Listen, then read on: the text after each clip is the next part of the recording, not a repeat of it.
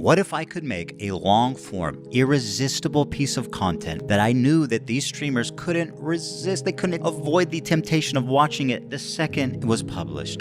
I knew they would watch the entire video, add little to no commentary, react to it instantly, giving them no time to form an opinion. We captured pretty much every large streamer reacting to it in its entirety immediately after it was published. Now the thing is, there were a few people that went above and beyond to commit copyright infringement, copyright infringement, copyright infringement. Somehow, in all the noise around Ethan Klein's lawsuit against Denims, Frogan, and KaseyTron, the internet managed to forget the most important part: the context. Not just what's happening now, but what Ethan has been saying about React content for years and what he's been saying literally every day since his recent settlement. Instead, the narrative spiraled into Ethan's targeting women. He's doing this out of spite. He hates Hassan orbiters. So today we're unpacking how that narrative formed, what the lawsuit is actually about, and why the internet's collective memory is that of a dementia patient. This timing generally feels poorly scripted by a very bored and underpaid sitcom writer, or probably me. January 31st, 2025, less than a year after Ethan posted his content nuke Hassan Piker. The video drops and instantly things get, well, you know how the internet is. Build that wall! Instead of simply disagreeing with Ethan or not watching the content nuke, Denims, Frogan, and KaseyTron told their audiences to bypass his channel entirely and watch the video through their streams. Not analyze it, not transform it, just a full restream of it. Wanting to watch this without necessarily supporting Ethan Klein. So we're going to watch it. He doesn't want people to know when it's dropping because we're all watching through other streamers. And I suggest you all watch it through other people as well. We're relying on you to stay live so we don't give more views on the nuke. Yeah, I'm gonna stream it. Since he confirmed it's coming out today, we're going to stream it. If you want to watch it with someone else who's already watching it, you know, come enjoy the watch party somewhere else. If you enjoyed not giving any views to that terrible video, follow, subscribe, throw a prime if you like the content, if you enjoyed your time here. Because I'm going to be honest, I did not want to watch that by myself. And then came the reframing after the lawsuits hit in June 2025. He's going after women. He's doing this for politics. He's attacking pro-Palestine creators. Clips across Twitter, TikTok, and Reddit stripped of context like the algorithm personally hates nuance. People weren't reacting to the lawsuit. They were reacting to the reactions. And on the internet, vibes beat facts every time. Quick rewind. Years ago, Ethan and Hila were sued by creator Matt Haas, and they won because the court recognized their video as fair use. Commentary, critique, transformation. Okay, now hold on to this because the internet loves to forget the difference. Jump to today, 2025. This time, Ethan is enforcing his copyright. His content nuke video was legally copyrighted before the release. Again, before it even dropped, the three streamers encouraged their audiences to watch it only through them. This is the difference between what Ethan did to Matt Haas and what these streamers did to Ethan Klein. Because I'm going to be honest, I did not want to watch that by myself. Because I'm going to be honest, watch that by myself. A lot of people have been wanting to watch this without necessarily supporting Ethan Klein. So we're going to watch it without necessarily supporting Ethan Klein. Watch it without supporting Ethan Klein. And I suggest you all watch it through other people as well. Watch it through other people as well. Watch it through other people as well. We're relying on you to stay live so we don't give more views on the nuke. Yeah, I'm gonna stream it. Since he confirmed it's coming out today, we're gonna stream it. Because I'm gonna be honest, I did not want to watch that by myself. By June 19th, 2025, Ethan filed suit. Frogan then deletes her entire VODs on June 20th, 2025. The response? Accusations of misogyny, political targeting, and he can't sue Hassan, so he sued us instead. The reality? A copyright dispute disguised as a social crisis. Side note, did you know that Frogan hid from being sued for like 2 weeks, as if that's gonna annul the lawsuit? Here's the thing. For people who don't regularly watch the H3 podcast, it's easy to assume that Ethan Klein only went after Denims, Frogan, and KaseyTron out of personal spite. That assumption usually points to a few key moments: CPS being called on the Kleins, iDubbbz's content cop on Ethan Klein featuring cameos from Denims and Frogan, even the incident where real human skulls were mailed to the Kleins. But none of that constitutes a legal basis for a copyright infringement lawsuit. Personal history, internet drama, or harassment does not determine liability under copyright law. Regardless of whether the H3 Snark community writes a 2,000-page motion to quash the subpoena, courts don't rule on vibes or grudges. They rule on copyright law.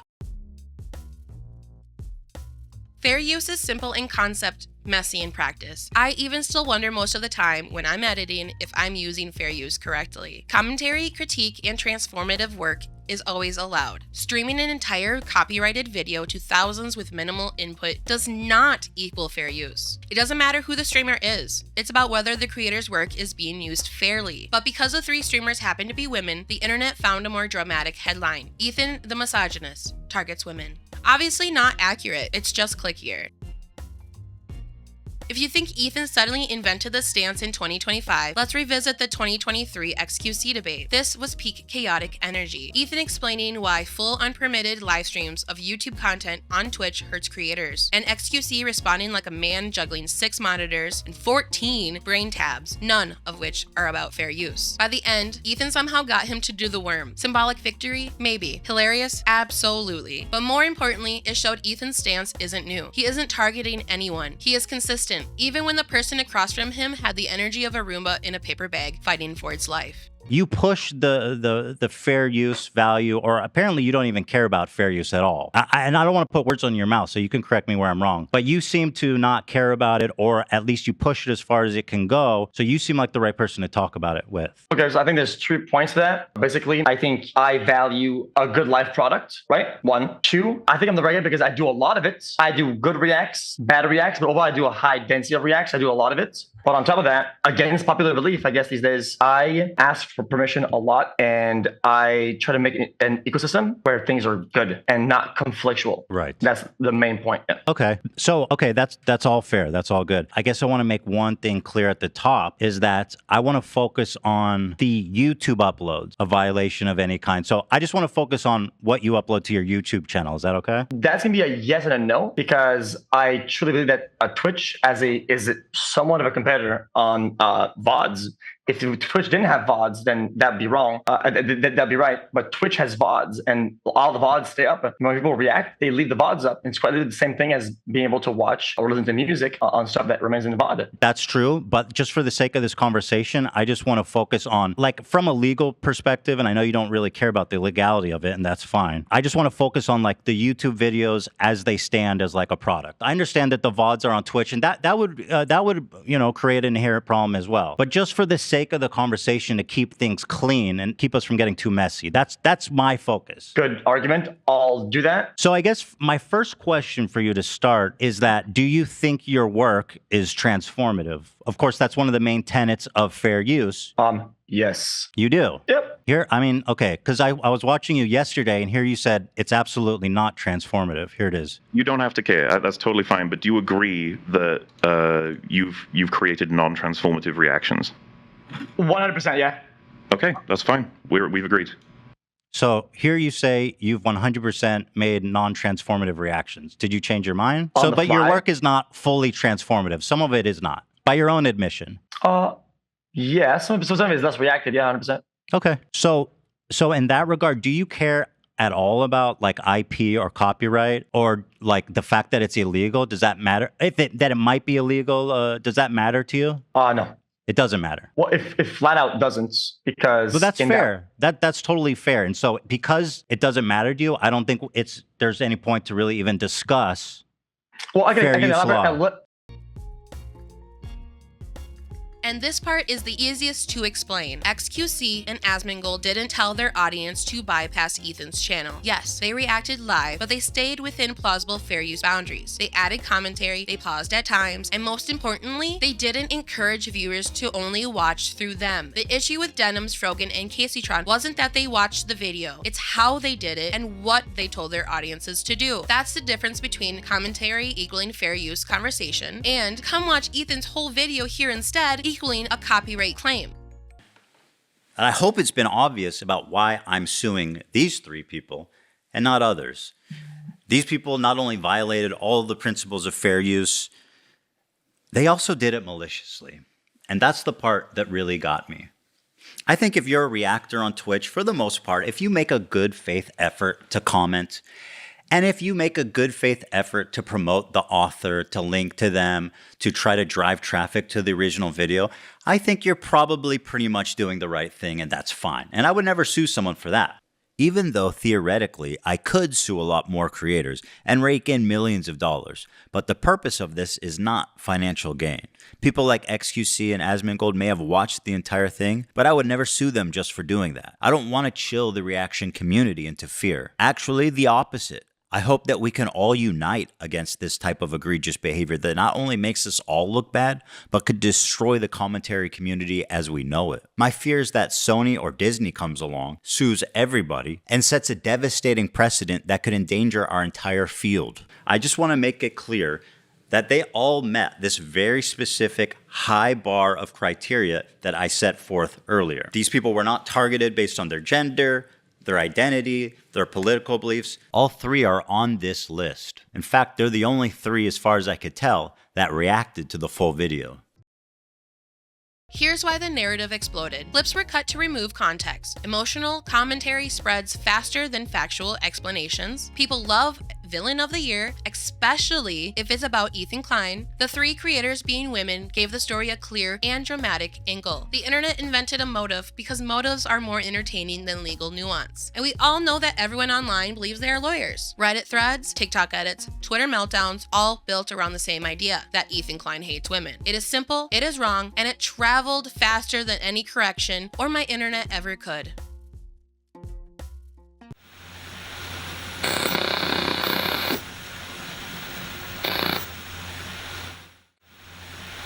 You know what I mean? I don't know if this is I guess this is turning into a drama that I can talk about. Is that this girl Froggen? Frogan. Oh, Froggen? Mhm. That's what I'm saying. I don't even know how to say her name. Wait a minute.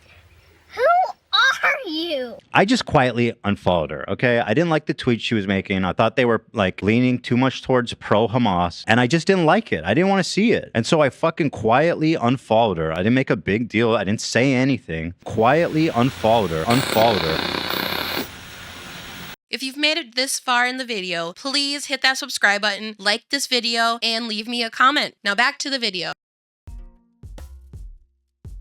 The actual sequence, in case you weren't paying attention. Ethan and Hila win their fair use lawsuit. Ethan debates XQC on the issue. Ethan teases the Hassan content nuke for months. January 31st, video drops, some streamers restream it, and redirect viewers. June 19th, Ethan files suit. Froggen deletes entire VODs and hides. June 20th. Streamers respond by calling it misogynistic and political. Internet clips go viral. KaseyTron settles and posts an apology video. Denim also doubles down. Froggen remains part of the broader conversation, but we really haven't heard too much. Meanwhile, Ethan does not sue XQC or Asmongold because they did not violate the same principles. When you see the timeline laid out, Ethan's actions are consistent, not emotional.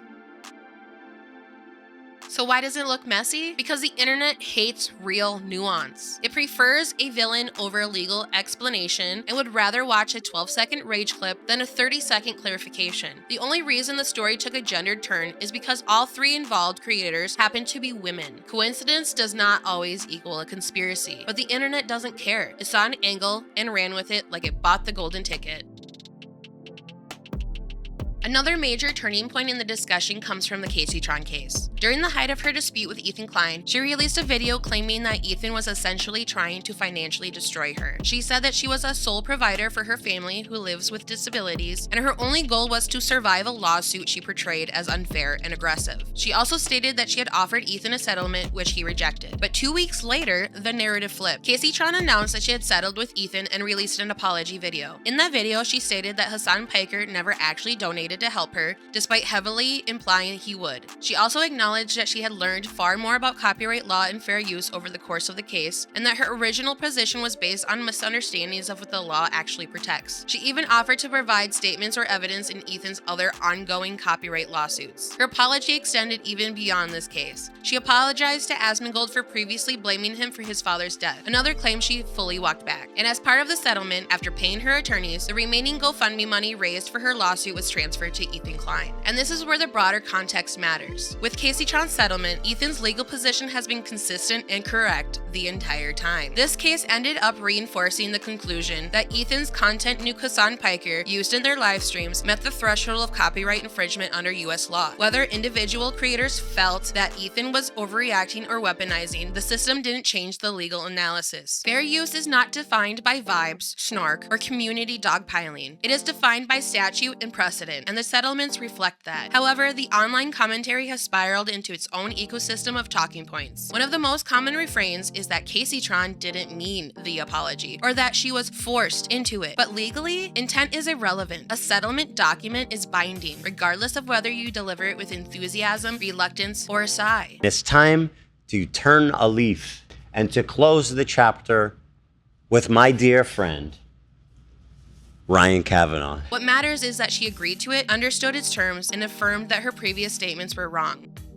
Stepping back, there's also the human side of this. It takes a significant amount of courage and humility to recognize when you've pushed a troll narrative too far, to confront the reality that you participated in copyright infringement, and to do that while having essentially no one in your corner, no crowd cheering you on, and no community reinforcing the hard truth that you made a mistake. That kind of self-correction is rare in online culture, where doubling down is usually the default, right, Denims? KaseyTron, you don't deserve a snark-driven fanbase that treats everything like a bit. You deserve a community that actually cares about your well-being and can think deeper than 5 stoners in a session. The internet loves to weaponize you for a punchline, but accountability paired with growth is more meaningful than any of that noise. Every day, more and more people are calling into question the inequities in the creator space. Extremely influential men who have dominated the platform with their bigotry, misogyny, and radicalization of young people are finally getting called into question. Hassan Piker, count your days. So, what are some key takeaways? Well, Ethan didn't target women, he didn't act out of spite, he enforced copyright the same way he's argued and stood for almost a decade. The misogyny narrative came from the response, not the reality. Emotional storytelling beats factual explanation. At the end of the day, this isn't a grand cultural battle. It's copyright law being dragged into TikTok Twitch-brained territory. This whole thing happened because the internet loves drama more than accuracy and remembers facts about as well as I remember my high school locker combination. I mean, it's been more than several years. That's the real story behind the lawsuit and why so many people continue to misunderstand Ethan's intentions. And it's just entertainment too. Listen, guys, yes, it's true that I wholesale steal people's videos and upload it straight to my channel, but hey, everybody's having fun.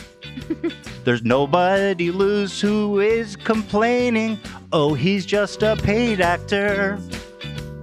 This Vince guy is a total paid actor. There's no victims. I am la la la la. The whole chorus goes, we are la la la la la. They're all paid actors. If you've survived this video, congratulations! You've earned the right to subscribe and comment. Use it wisely. If you like this one, check out the suggested one. McConkey. If you enjoyed giving any views to that terrible video, follow, subscribe. If you like the content, if you enjoyed your time here,